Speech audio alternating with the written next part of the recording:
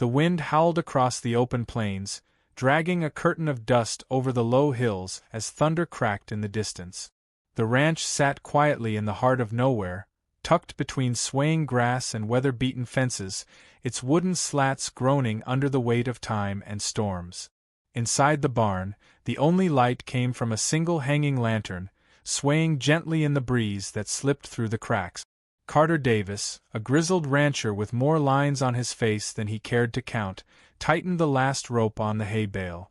He paused, listening. The wind had changed, sharper now, electric. A storm was coming, and not a kind one. He cursed under his breath, grabbed his coat, and turned toward the barn door. That's when he heard it. A sound that didn't belong. Not the wail of wind or the creak of wood, but something softer, smaller. A cry. Faint and pitiful, swallowed by thunder, but unmistakably real. He stepped out into the night, rain already starting to fall in cold, fat drop. The cry came again. He moved quickly, boots sinking into the mud as he followed the sound past the paddock and into the field beyond the fence. Lightning lit up the landscape, and in that flicker of light, he saw it, a small, trembling figure beneath a lone mesquite tree. A baby Mustang, barely standing, its legs quivering like reed. Its coat was slick with rain, clinging to a thin frame that shouldn't have been on its own. The foal tried to rear as he approached but collapsed with a sharp grunt, eyes wide with terror. "Easy now," Carter murmured, crouching low. "You're not gonna make it out here." He removed his jacket and slowly wrapped it around the foal, speaking in calm tones. The animal shivered beneath his touch but didn't resist. Scooping the colt into his arms was harder than he expected. The little guy had more weight than he looked, but Carter gritted his teeth and trudged back to the barn. Inside, the dog stirred. Ranger had been sleeping in the hay, one ear perked. At 12 years old, he was no sprinter anymore, but his eyes missed nothing. As Carter entered with the bundle in his arms, Ranger stood slowly, tail still. "Got a friend for you, old man," Carter said. He laid the foal in the corner of the stall and filled a bucket with warm water. The dog approached cautiously, sniffed the air, then took a step forward. The foal flinched at first, but Ranger sat down, calm and unthreatening, watching with those quiet, amber eyes. He gave a single, slow wag of his tail. The foal blinked at him. Then, too weak to care anymore, it laid its head on the straw and closed its eyes. Morning brought a fragile kind of peace. The storm had passed, leaving puddles glinting in the golden light. Carter found the foal still curled up in the hay, breathing steady, eyes open and watching.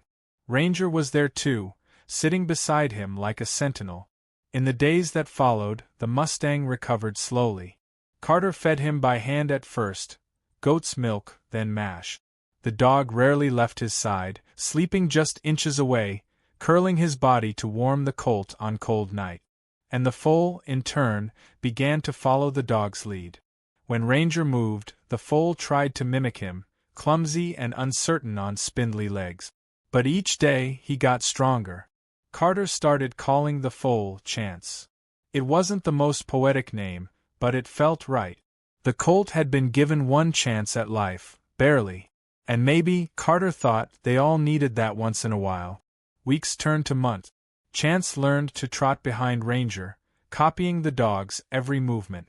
They played together in the yard. Well, as much as one could call it play. Ranger would drop into a playful crouch, and Chance would nudge him with his growing muzzle, tossing his head before bolting across the field. Ranger chased him as far as his legs allowed, barking joyfully before slowing to a proud trot, satisfied with the game. Carter couldn't believe what he was seeing. "You'd think they were born from the same litter," he told himself one morning, watching the pair from the porch. The dog and the horse became inseparable. They drank from the same trough, shared meals, and even slept together, the foal now large enough that his neck draped over Ranger's body like a blanket. They communicated in ways Carter couldn't quite understand, silent cues, nudges, tail flicks, and deep, knowing looks. But as seasons changed and the summer heat dried the land to cracked bone, Carter's burdens grew heavier. The grass didn't grow like it used to. Feed was expensive. The ranch hadn't turned a profit in 2 years, and the old barn was in desperate need of repair. He stood over his ledger every night, rubbing his temples and staring at the red ink that bled across the pages. One evening, he watched Chance gallop across the pasture, Ranger hobbling along behind.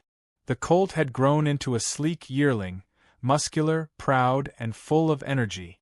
He wasn't a domesticated pet, not really. The wild was still in his blood. And Carter, despite every ache in his chest, knew what he had to do. That night, he sat beside Ranger on the porch and whispered, "I can't keep him, buddy. It ain't fair to either of us. He deserves to run where no fences hold him." Ranger didn't look up, only let out a quiet sigh and rested his head on Carter's boot. A week later, Carter made the call to a nearby wildlife reserve, one that allowed rescued or orphaned wild horses to be released into protected herd. They agreed to take Chance in. The morning of the goodbye was quiet. Carter loaded Chance into the trailer while Ranger paced, confused. Chance whinnied as the gate closed, stamping his hooves in protest. Carter forced himself to turn away. Ranger tried to follow the trailer as it pulled down the dusty road. He ran for as long as his old legs could carry him, barking with a desperation Carter hadn't heard in years. Inside the trailer, Chance neighed and kicked, the metal walls ringing like bells of grief. The dog finally collapsed on the roadside, watching as the vehicle disappeared into the horizon.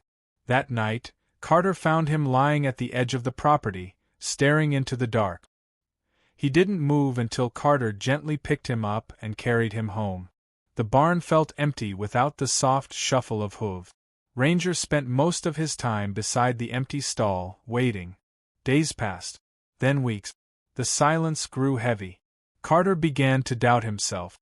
Had he broken something sacred? Separated two souls that weren't meant to be apart? He remembered something his late wife once told him. "Some bonds don't need words, Carter. When they break, you feel it in your bones." Now, watching his dog waste away in spirit, Carter understood what she meant. Still, he held on to a shred of hope. He told himself the Mustang would adapt. He had to. It was the wild in him.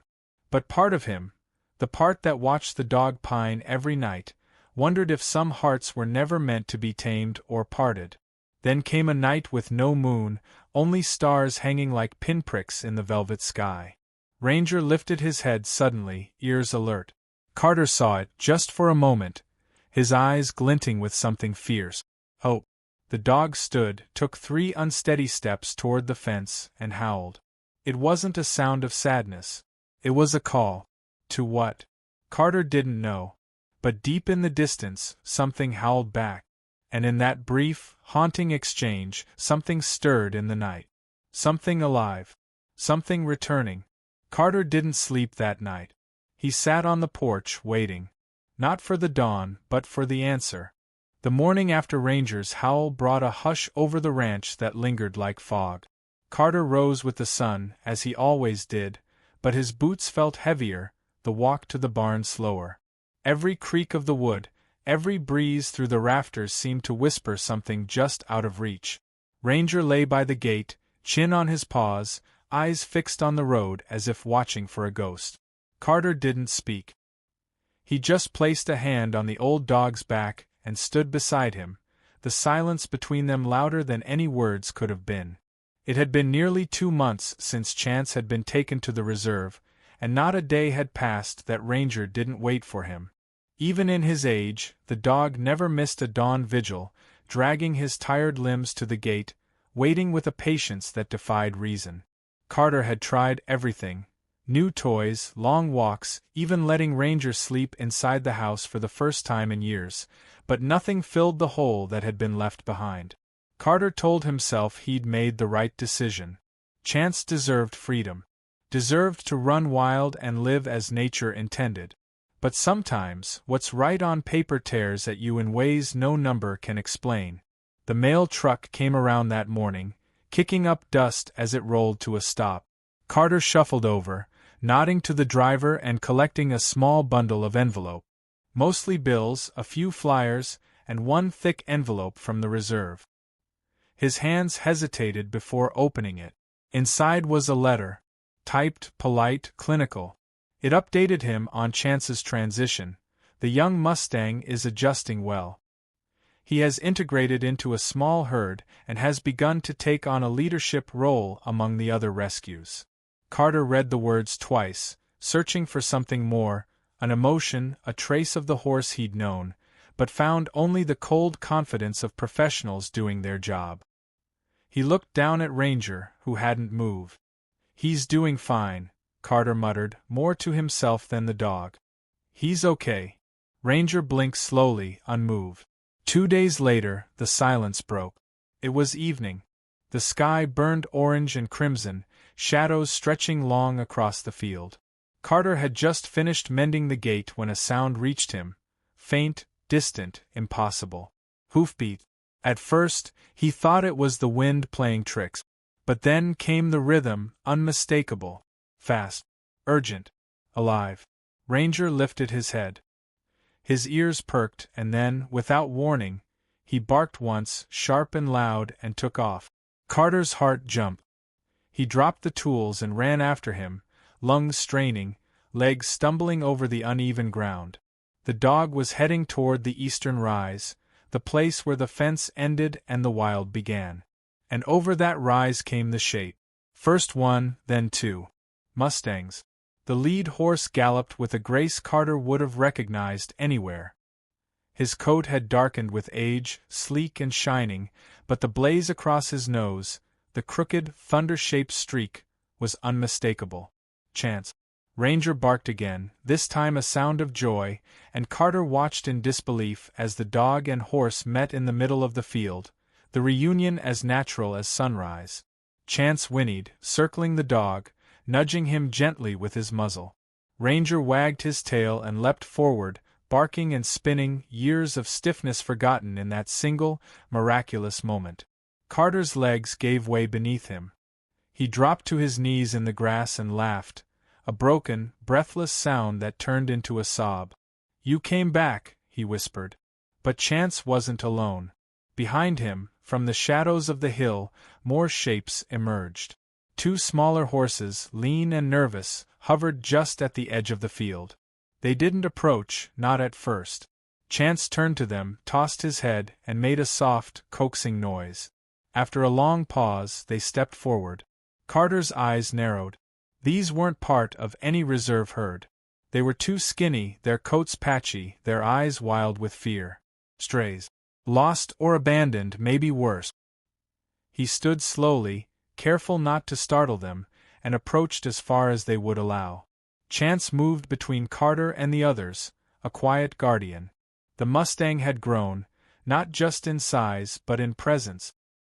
His stance was confident, his eyes clear and intelligent. This wasn't the trembling foal Carter had carried through the rain. This was a leader. And he had brought others. Over the next few days, Carter watched the new arrivals from a respectful distance. The younger mare, barely older than a filly, had a limp in her back leg. The other, a colt, was aggressive, skittish, constantly on edge. But both followed Chance closely, trusting him in a way that reminded Carter of Ranger's unwavering faith. He couldn't explain it, but something had changed in the Mustang. He wasn't just surviving. He was guiding. Chance led them to the troughs, to the shelter of the trees, even nudged open the barn door for them to step inside. It was as if he remembered every lesson, every kindness, and now passed it forward. Ranger resumed his old role without hesitation, sleeping near the stall, barking gently to keep the colt from kicking at the walls, herding the young ones with surprising energy. Carter repaired the fence with new determination. He filled the hay troughs, bought extra oats, and added 2 more stalls to the barn. He didn't ask questions about where the others came from. He didn't need to. Some things didn't require explanation. They simply were.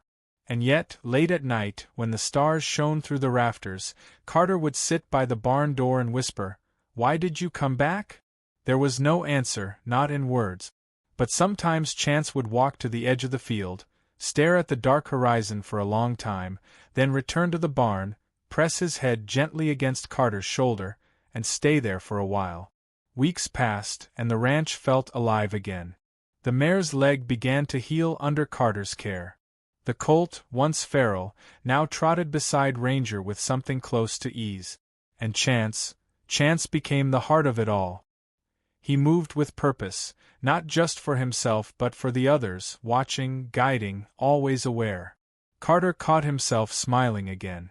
Not the half-hearted twitch he'd worn for years, but a real, deep smile that started in the chest. Something inside him had mended, slowly, silently, just like that fractured bond between dog and horse. But the world doesn't stop moving, even for miracles. One crisp morning, a government truck rolled down the road, its official seal stark against the dust-caked paint. A man stepped out, clipboard in hand, eyes scanning the property. "Mr. Davis?" he asked. Carter nodded, wary. "We've had reports of stray Mustangs in the area. Dangerous ones. Aggressive. Property damage and injuries to livestock. We're rounding them up for relocation." Carter's jaw clenched. "They're not dangerous. They're here with me. They're safe." The man didn't flinch. "I'm afraid it's protocol. If they're not tagged and registered through the reserve, we have to remove them." The conversation was short, tense. Carter refused to give up the animals. The man left, but not without warning. "We'll be back. With a team." That night, the barn was quieter than usual. Ranger lay beside the door, eyes flicking toward Carter and then to Chance. The Mustang stood over the younger two, tail swishing slowly, ears twitching at every sound. Carter sat on a stool, watching the three of them, heart heavy. He knew what he had to do. But the decision wasn't just his anymore. The days after the Mustangs disappeared into the night were quieter than Carter expected. Not empty, never empty, not anymore, but quieter, like the calm that follows a summer storm. The fields held their silence in a different way now, not from grief or waiting, but reverence. Ranger still walked to the gate each morning, but he didn't wait there long.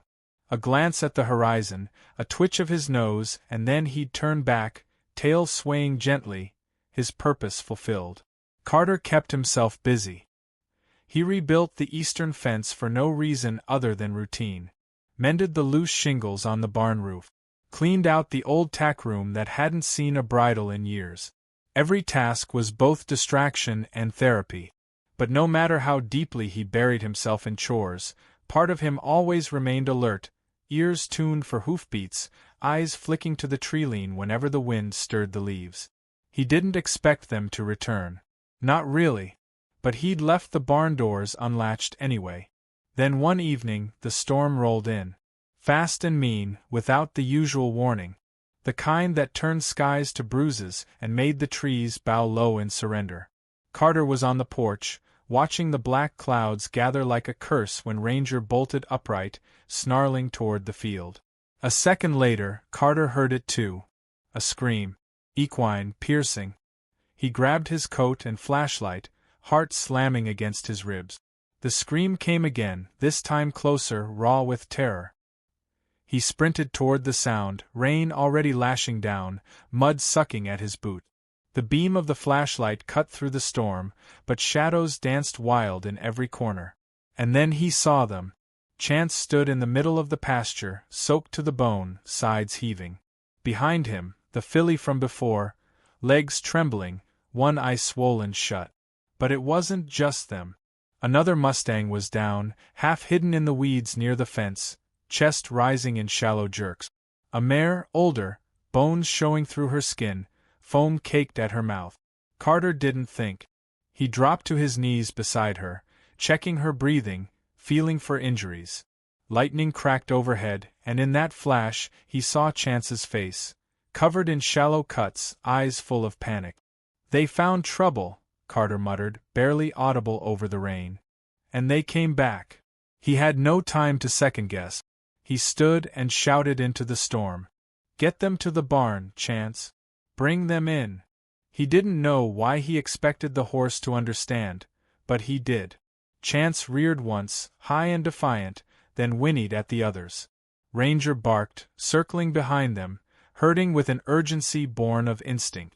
Together, horse and dog guided the others through the gate, around debris, and into the barn, Carter running ahead to clear the path and open the doors. Inside, the light was dim, but the shelter was dry. Carter laid out blankets, fetched water, and found his old vet kit. He hadn't used it in years, but his hands remembered. He tended to the swollen eye, cleaned the cuts, wrapped the mare's leg. The others watched silently, trusting him with their wounded the way Chance once had. The storm roared outside, shaking the walls, but inside the barn there was a stillness, a sacred kind of hush that wrapped around them like protection. By dawn, the worst had passed. The mare survived the night, though barely. Carter stayed up with her, hand resting gently on her neck, whispering nonsense just to let her hear a voice. The filly pressed close to Chance, her fear slowly bleeding into exhaustion. Ranger lay by the door, muddy and panting but alert. When the sun finally broke through the clouds, Carter stepped outside, blinking against the light. The ground was a mess of puddles and fallen limbs, but above it all, the sky was clear, clean. And standing there, just outside the barn, was the answer he hadn't known he was waiting for. Another Mustang. Tall, dark, scarred. Carter froze, his breath caught in his throat. The stallion watched him with eyes older than the hills, wise, weary, and cautious. Behind him, partially obscured by a bush, stood yet another, smaller, limping, barely more than a shadow. Carter raised his hands slowly. "You're safe here," he said. The stallion didn't move, didn't flinch, but he didn't run either. Then Chance stepped out of the barn. He made no sound, just walked up beside Carter, stared at the stallion, and lowered his head in a quiet gesture of peace. Whatever conversation passed between them wasn't meant for human understanding, but it was enough. The stallion walked forward. From that day on, the ranch became more than land and shelter. It became sanctuary.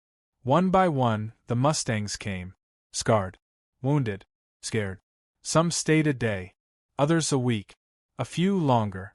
Always they came, never with warning, often under cover of night, guided by a whisper only they could hear. Carter didn't ask where they came from or what they were running from. He didn't need to. Their silence told stories louder than words. He simply opened his gates, offered food and care, and let them heal. Chance became the soul of the operation. He was no longer the orphaned foal Carter had once rescued. He had become a leader, not by force but by presence. The others followed him, trusted him.